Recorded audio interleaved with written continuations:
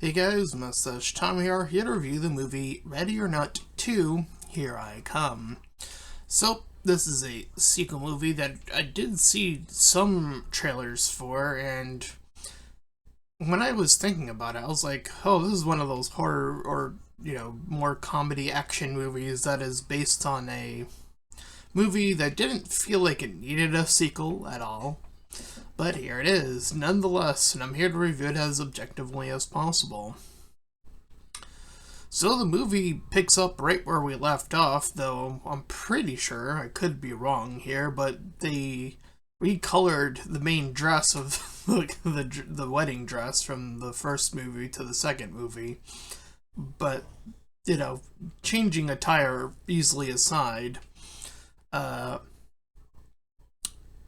is that she is about to be arrested due to only evidence in conjunction that is going to put her at the scene of the crime, despite all the big explosions that happened. So, she's then joined, however, by her sister, a strange sister at that, and this dynamic definitely feels very one-sided. You know, the first movie made it seem like she had just, happened to fall in love with someone who is in the rich elite that happened to have a pact with the devil figure. But the sister brings up all this baggage, additional baggage, that does make the sister come across even more unlikable, which I do think is a hit against the movie, quite frankly.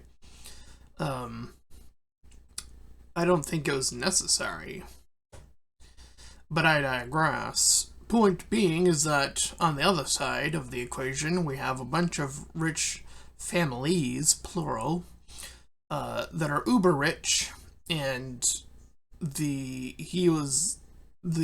father, the big guy and the head of the household of the last movie, was like the head. So now that seat is empty, and it must be filled, apparently. So they go after her again, this time being families, plural. So I think there are 4 or 5 families, I'm pretty sure. I digress in saying that there are more additional rules that only the eldest can head out. They have to wait until the person is dead, and then they get the inheritance, but must then participate in the game. So they're adding additional rules, and indeed ignoring others. For example, there's this guy who breaks his inheritance, which we later learn that in doing so rid you of not only what I thought was both, the money, fortune, and all that stuff, but it also slated you against the game. You no longer had to participate, and you would not have the consequence of the end of the game bestowed upon you, that being the blowing up part. But no, later on in the movie, or at the end of the movie, indeed, everyone does indeed blow up, with the exception of Elijah Wood's character, who's just, I guess, the rule maker. He just abides by whatever's the rules, even the loopholes that are considered in this game. Anyway, so the sisters have to work together to essentially escape this other mansion. They start off in this golf course. The families chase them, and from that moment moving forward, it is pretty much a repeat of the first movie, just with a different recoat and a slightly bigger environment to sort of dull around in. And so we get a lot of time with this sort of like new main family, which includes Sarah Michelle Gellar's character as well as her sibling. And due to some the killings and the bargainings, as I had mentioned, eventually the main character ends up in this like storage room. The sister's like outside of the storage room, and the rest of the people out there have her hostage. So she learns about the whole wedding aspect from one of the other characters, one that mentioned the loophole in the first place. Thus, she says that she will wed into the family. So she makes him, swear to the god or demon or whatever, that she will not harm her or the sister, which, in a sense, I guess kind of puts him out of the table, despite the game kind of still technically being on, I guess, up until the wedding itself, and if it had gone through. But, it does technically go through, just with a few more extra steps, obviously. But there is a moment in the film that led up to this, and that is that the sister had an opportunity to escape, and she had came back for the main character. So that's what allowed her to be recaptured, and thus why now the older sister main character is participating in this wedding. She does so, go through with it, with the occult aspect being heightened. And once married, again, one of the rules established is that there's no rule against directly killing a family member. Though that seems to conflict with one of the other rules, that being no killing other players. So I don't know what happened to that rule. I guess it just went out the window. Or, I don't know, maybe there's technicality in the wording, I don't know, but whatever. Point being is that when she is wed, she kills the husband, part of the family and all now, and becomes the master of the organization, the cream of the crop, but immediately denounces it, taking off the ring and shunting it into a 300 hole, and essentially saying, go at it, you have less than 3 minutes to figure that shit out, everybody else. So everybody else jumps in the pit while the sister and her get ready to leave, while Elijah Wood's character kind of just stands there and backs up because he kind of figures what's coming. And thus, the bells start a-ringing, and no one had gotten the ring on. We see a delay as the guy who denounced his vows gets out, and he's like, oh, I made it, and then he blows up, and it's like, oh, okay, I guess fuck that rule, too.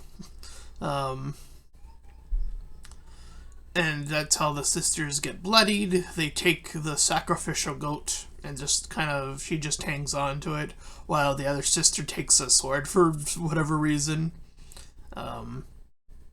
And they work their way out. And, this world, now once occupied by 5 organizations, 5 rich companies, is, does raise some interesting questions, I suppose, like how the rest of the economy plays out, who takes up those mantles, because eventually somebody else is going to get rich in that sort of way, I guess, right? So it's like, are they going to plan a third one? I mean, the movie is over the top, it's silly. And yeah, like I saw like a trailer for another movie very similar to this. Something about killing is in the title, but I don't remember the exact title anyway. Point being is that this movie is a little bit messier than the first in terms of like its rules. The character kind of gets diminished due to the whole estranged sister aspect. And while there is some creativity in the way people die within the context of the game, probably the most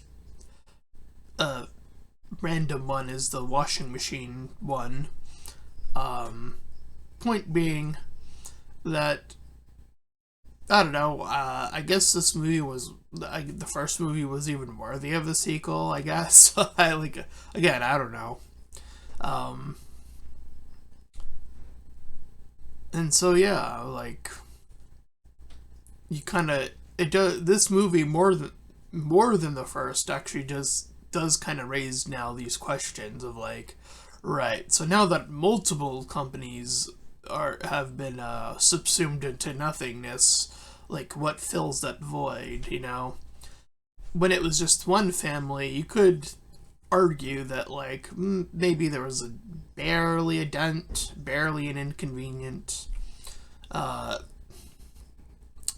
but no, instead now we have this, so we have much more, like, many more quote-unquote seats to fill, as it were.